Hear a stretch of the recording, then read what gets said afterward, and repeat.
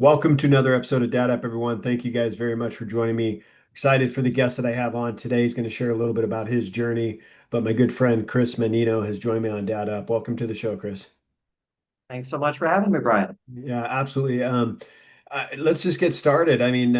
Tell me a little bit about yourself. I know you're on the other side of the world, but tell me a little bit about yourself, and then obviously I want to know about your family as well.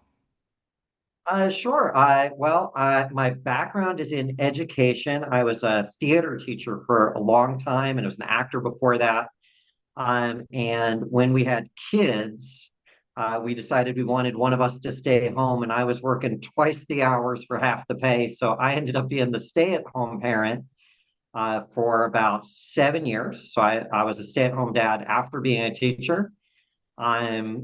This was all in the mid-Atlantic in America. We only recently relocated to the other side of the world. But we also always wanted to show the kids the world. We are full digital nomads. My wife and I work fully remotely.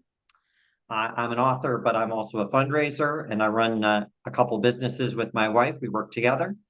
And yeah, I am so grateful for my time as a parent, though. I gotta say, being a dad is kind of at the center of my identity. It's obviously part of this book that I was going to be talking about. And the 7 years I spent as a stay-at-home dad are some of the best times in my life. And I'm so grateful that I've been able to share those times with my kids. That's awesome. How old are your kids now? They are currently 6 and 9, although they would get mad and say they are actually 6.5 and 9.5. Right. Right. I understand that. Um, and what was what prompted the move, and what do you think the impact of that was on your kids? Because I think about, when I hear about people moving across the country or across the world to go to another country where their kids are at a delicate age where they're just establishing themselves, maybe have friends and all that kind of stuff, and it's got to be a hard transition for them. So how was that for you guys, and how did you guys transition or help your kids through that process? Yeah, great questions. I will say the impetus for this really came about during the pandemic. Like everybody, the pandemic hit and, the world stopped. I mean, for lack of a better term, everybody was, trapped, and we were not unique in that. And our son had been in a Montessori program, and suddenly we're homeschooling him, trying to figure out how to do that. And even as a former teacher, that was not really what we had planned.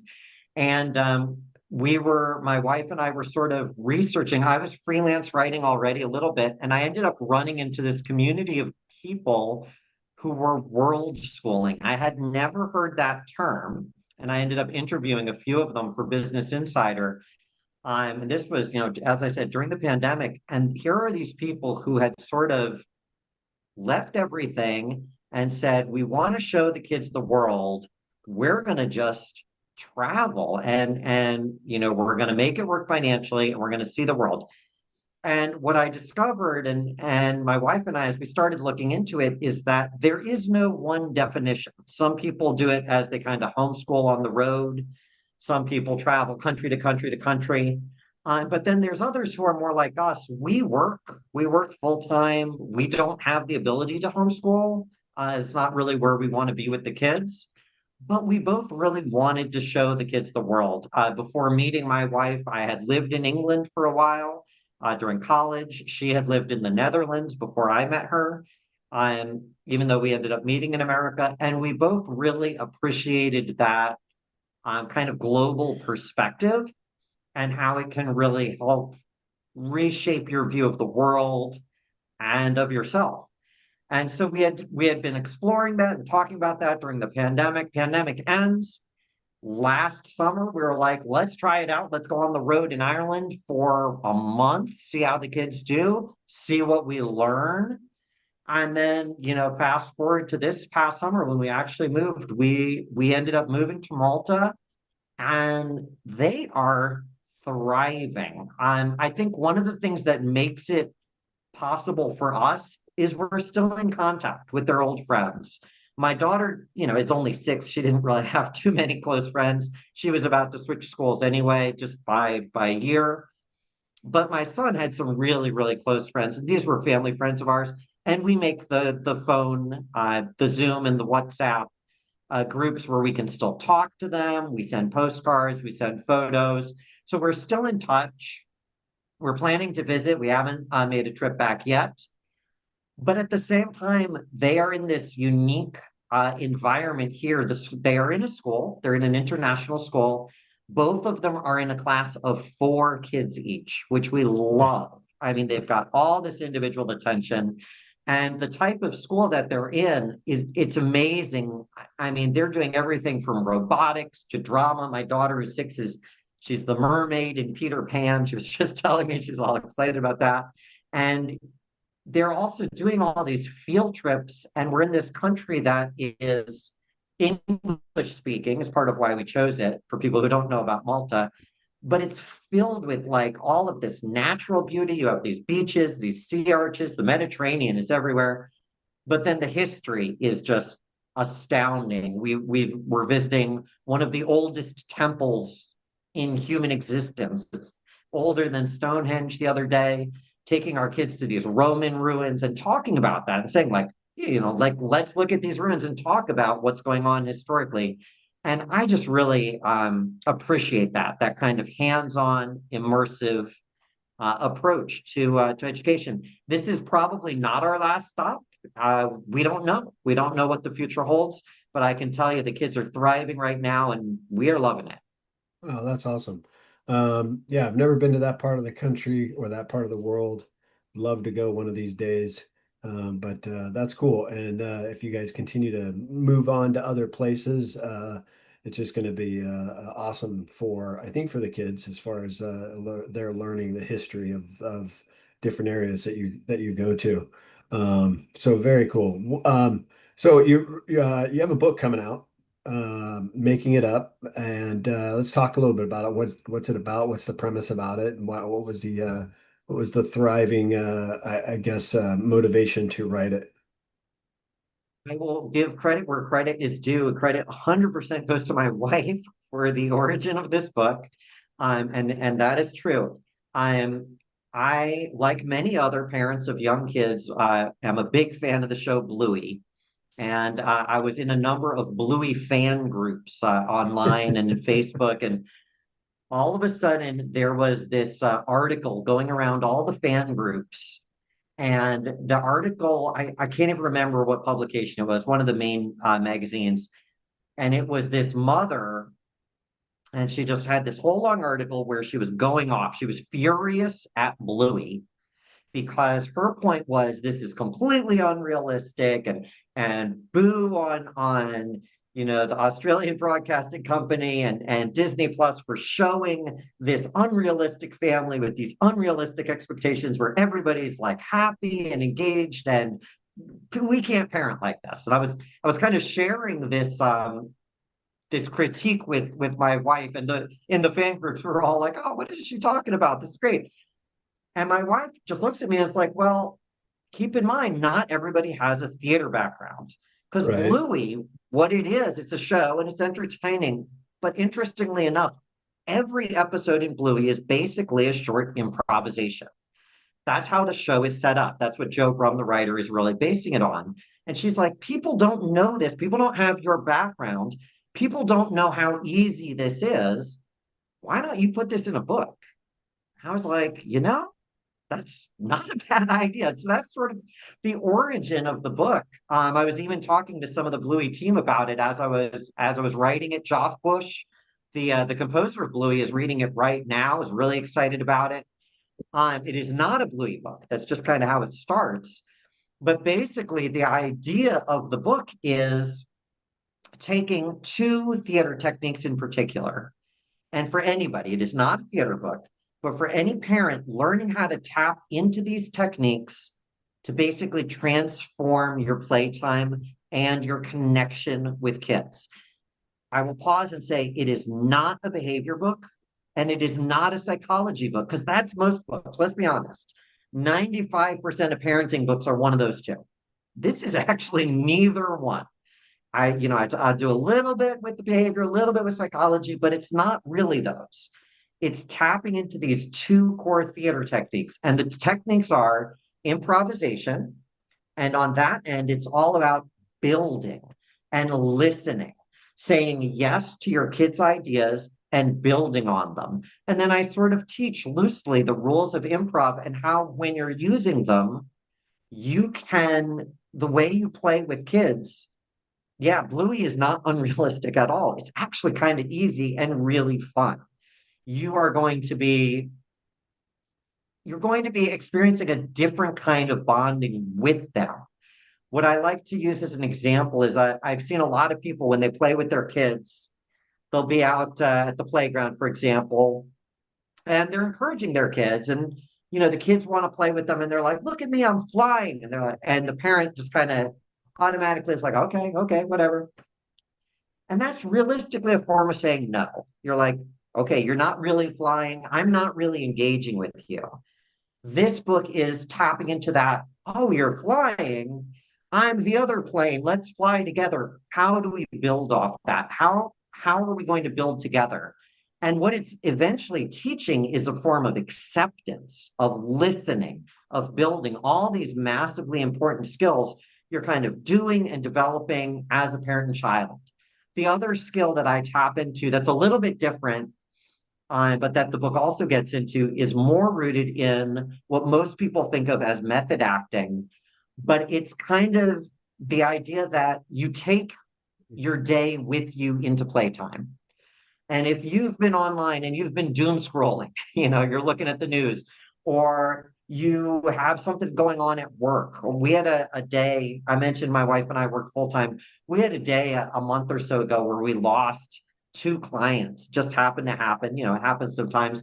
And like I was thinking about that. It was in my head. I was thinking about work. And then the kids want to play. How does that affect the play? Because Mm. they pick up on that.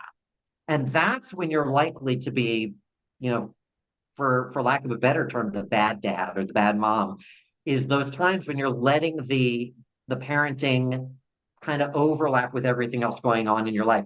So I use this technique that I teach, which taps into emotional recall on how to deal with that, how to find that equilibrium quickly so that you can set that other stuff aside and be fully in the moment with your kid and fully engaged and enjoying with your kid. Because if you're not, they're going to pick up on that. And they're going to suffer for that too, realistically. Yeah. And that's the I book. think I mean, as we get older, we lose that imagination technique. The real world is what we come to realize. The real world kind of hits us on the chin and wakes us up a little bit. Whereas with kids, they're so free flowing. They have so much going on in their heads as far as pretend and make believe and all that kind of stuff. I mean, you hear about kids that have their make believe friend, that we can't see but they can see. You know what I mean? And parents don't realize that when you tap into that and start to play with them in that manner, like you tap into your own imagination with your child together, the level of bond that you really develop with them it grows and strengthens, and I think it's so important. And I mean, why do you believe stepping into a child's pretend world, even if it's just for, a few minutes, why do you think that could be more impactful than traditional parenting approaches? And to go with what you said, a couple minutes, I really, really believe it's 10 minutes a day. That's what I really advocate for in the book. 10 minutes of intense playtime, no phones, no screens. And if you're really doing it right, toys, I actually talk about toys in the book, are kind of minimal. That's a whole thing that's kind of hard to explain in a short podcast. But like it's you and the kid. And why do I think that's the most meaningful is because it's just you and them. It's not just the child's imaginary world, it's actually both of yours if you're doing Right. it right and if you're building it together. There's an anecdote in the book I used, and I actually use it as both a great example and an example of failure. And it's this really strong memory for me. And it happened to be the first full day of homeschooling in the pandemic. So, I mean, obviously, I remember the world super clearly. And my son and I, we ended up like, I was in like overdrive and super teacher mode. And so we went and we explored the solar system and we built a spaceship, in our basement, and we used it to go planet to planet, and we had a whole song that we came up with, and I shared that in the book. And this was years ago. My son's only 9, and he still remembers that song, and he still remembers that day. And I think that there is just something real and really genuine about being there in those moments where, ultimately the kids don't really care what the play is. That's true. They care about you.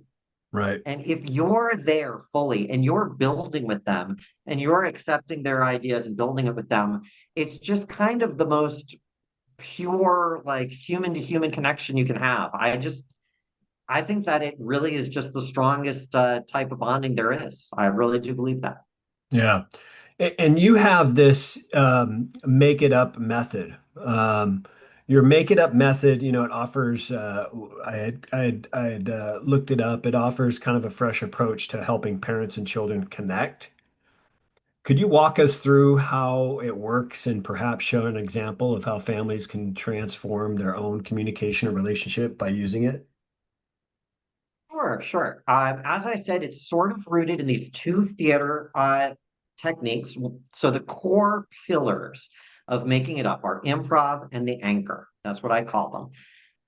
And sort of without going too in depth in it for time reasons, an easy way. So a lot of people when they hear improv are sort of familiar with this idea of yes and I do tap into that. And what that means in improv is acceptance and building. And in improv, what we call everything, the basic unit of play and of imagination, we call it a brick. That's a theater term I didn't make up, but I use it all throughout the method too. So as you're building, you kind of think of yourself as building walls together or building towers, if you will. On the back of the book, there's a lovely picture of all the kids building a tower brick by brick. That's very intentional Right. because they're using those ideas to build with each other. So what that looks like in real time is you've decided, okay, now it's going to be, our 10 minutes of intense time. I'm putting my phone away.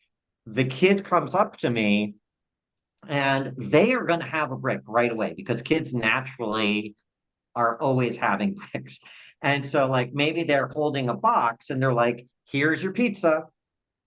Boom. Instantly, we have all of these bricks. The bricks are they're holding a pizza. The bricks are they are delivering a pizza. The bricks are you ordered a pizza. Like, you can go on and on and on. It's how you respond to that that is unique. And that's what's out of the comfort zone for most parents.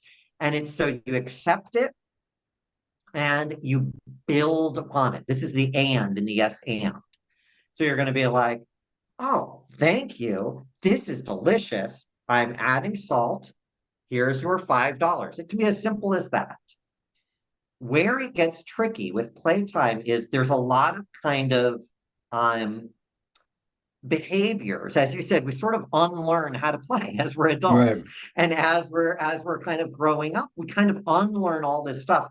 Back when I was in my college days in my theater degree, I remember they actually were teaching that the perfect people to do any type of theater, any type of acting are children.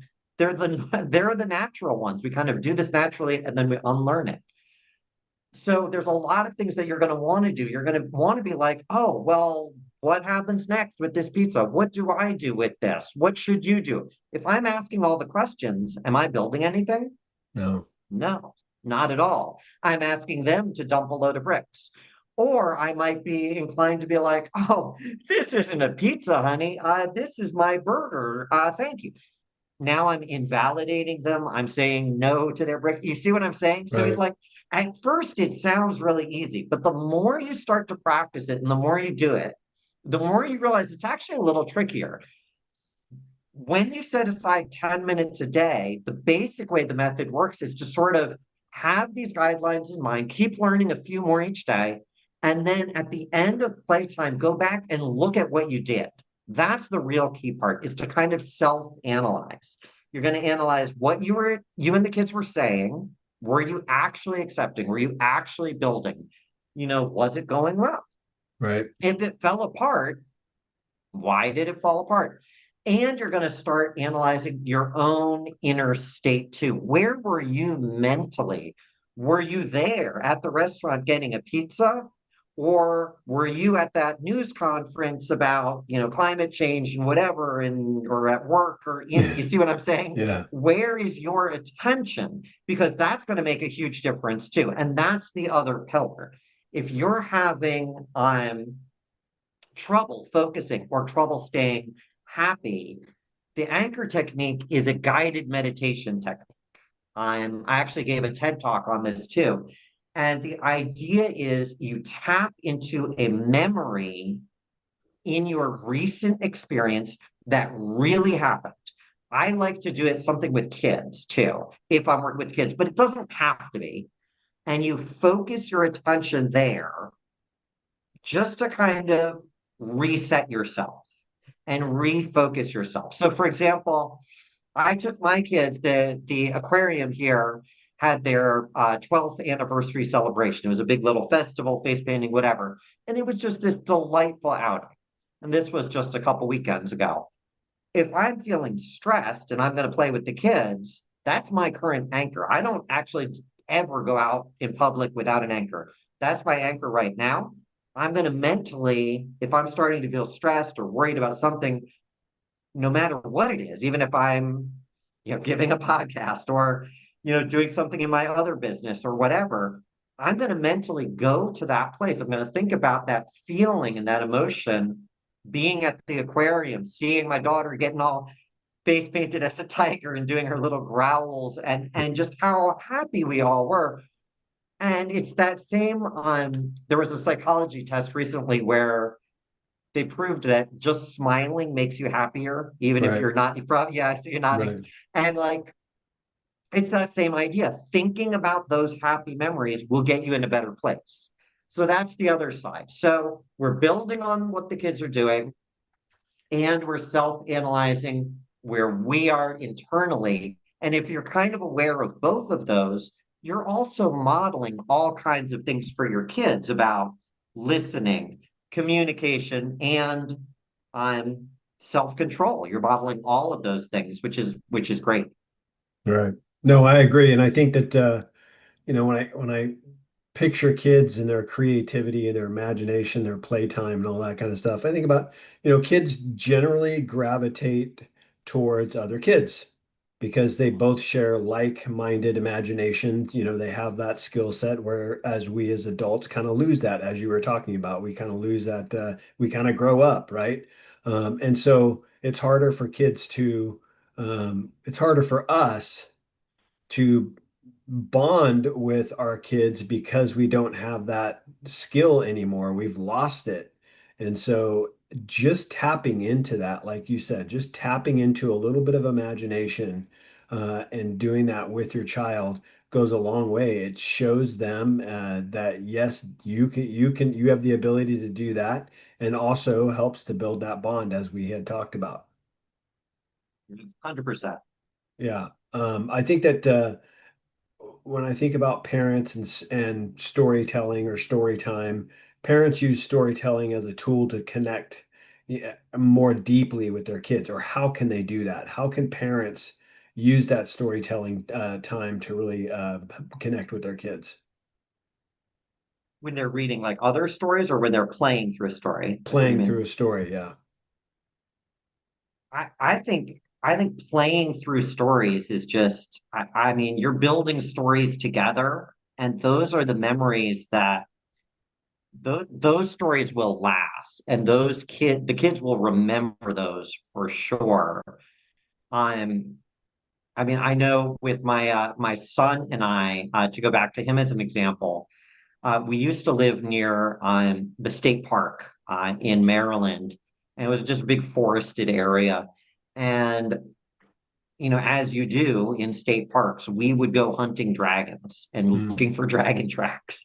And mm, and this was a thing we did like at least once a week. We would look for because obviously broken branches are where the dragons got lower. And if there's like some messed up dirt or leaves, oh, clearly they were trying to build a dragon nest there. And so you're like playing with these ideas with them, but you're also out in nature. You're also building that bonding time. Um, I don't know. I just think it's the best because you're seeing that creative side of them too, mhm. and you get to experience, as you said, we've kind of grown out of this, but you're tapping back a little bit into this side of ourselves that maybe we shouldn't have lost a little bit. I think there's a reason that so many parents, including myself, absolutely love times like Halloween and Christmas. And I think, the holidays, it's a real excuse to be a kid again. Right. Like we're about to go trick or treating, or Santa is coming, and this is something that, as an adult, maybe I lost for a little while, and oh my God, it's back, and that's amazing, right? And I think that there's this desire to kind of tap into that energy, and that's what this method is doing. That's what these playtimes are doing, and these story times are doing on a kind of simpler level. You're tapping into that childhood wonder, that fun, and that imagination, and it really is boundless. Yeah, I do absolutely think it can be the best. Yeah. No, that's awesome. Um, well, the book comes out in January, I guess. Is that true? Yes, the book is available for pre-order now, everywhere Okay. books are sold. But it is officially out the first week in January. And I am recording a course right now that'll go with it as well. That will hopefully be out I'm hoping for Thanksgiving. We'll see. It's a lot of work. Might be out in December, but Yeah. that will go alongside the book as well. Okay. Are you going to have an audio? Are you going to do an audio version or? Yes, there will be an audio version. I am narrator, but they Okay. are they are recording that now as well. Okay, cool. If my listeners are viewers wanted to look you up, learn a little bit more about you, where's the best places for them to do that? Website is the best. It's my name, Christopher Mannino, Mannino.com. That has all the info, but I'm also on TikTok and Instagram and Facebook. I've actually just started a series of dad hacks, is kind of the new thing I'm doing where they're little 60-second quick tips. I'm trying to do a few a week. That's on the socials. But overall, the website's the best. And then I am on Amazon and all those other places as well. All right, cool. Well, that's awesome. Well, listen, Chris, I appreciate you being on the show. Thank you for sharing a little bit about your book. I'm excited for it to come out. Definitely going to order it myself. Want to check it out, and then hopefully that thank you for being on the show. I appreciate it. It's nice to meet you, and hopefully, if we're ever in your part of the country, we'll be able to stop in and say hello. But I'm looking forward to staying in touch with you.